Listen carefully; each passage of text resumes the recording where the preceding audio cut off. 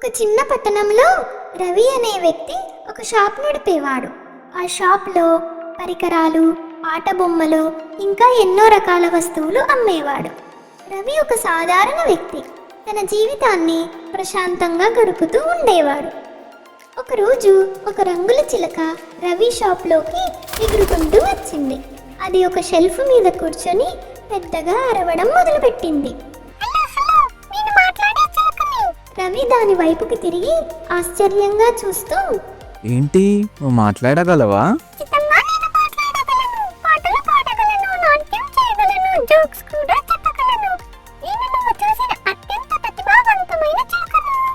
అని చిలుక గర్వంగా చెప్పింది. అప్పుడు రవి నవ్వుతూ, నువ్వు చాలా స్పెషల్గా ఉన్నావు. నీ పేరేమిటి?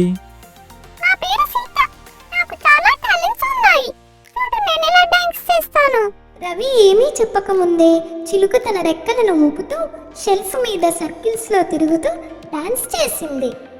రవి పెద్దగా నవ్వుతూ, సూపర్ సీత, కానీ నువ్వు ఇంకేమైనా చేయగలవా అని అడిగాడు.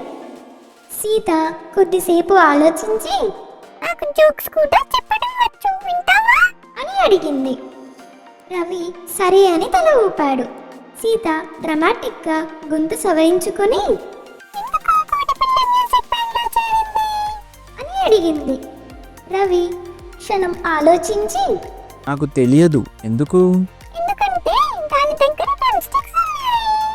సీత పంచ్ ఇచ్చింది. ఆ తర్వాత తనే గట్టిగా నవ్వింది. రవి కూడా ఆపుకోలేక నవ్వాడు. నువ్వు నిజంగా ఫన్నీ సీత అని అన్నాడు.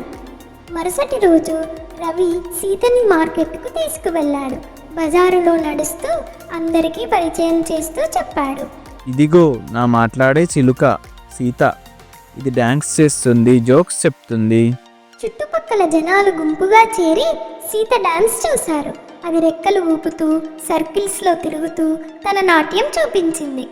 అందరూ ఆశ్చర్యపోయారు. తర్వాత సీత తన కోడి పంచు చెప్పింది.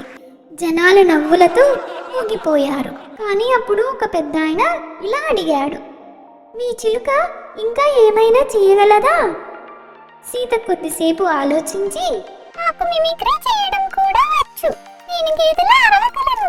అప్పుడు సీత తన గొంతు సవరించుకొని ఇలా అరిచింది.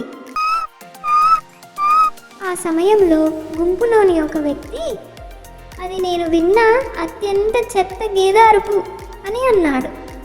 దానికి వెంటనే సీత, సరే, నేను గేదె అరుపు ఎక్కువగా ప్రాక్టీస్ చేయలేదు, సరిపోతుందా అని బదులిచ్చింది. రవి నవ్వులతో మునిగిపోయాడు. ఆ రోజు నుండి రవి దుకాణం పట్టణంలో సరదాగా మరియు అత్యంత ప్రతిభావంతమైన మాట్లాడే చిలకగా ప్రసిద్ధి చెందింది.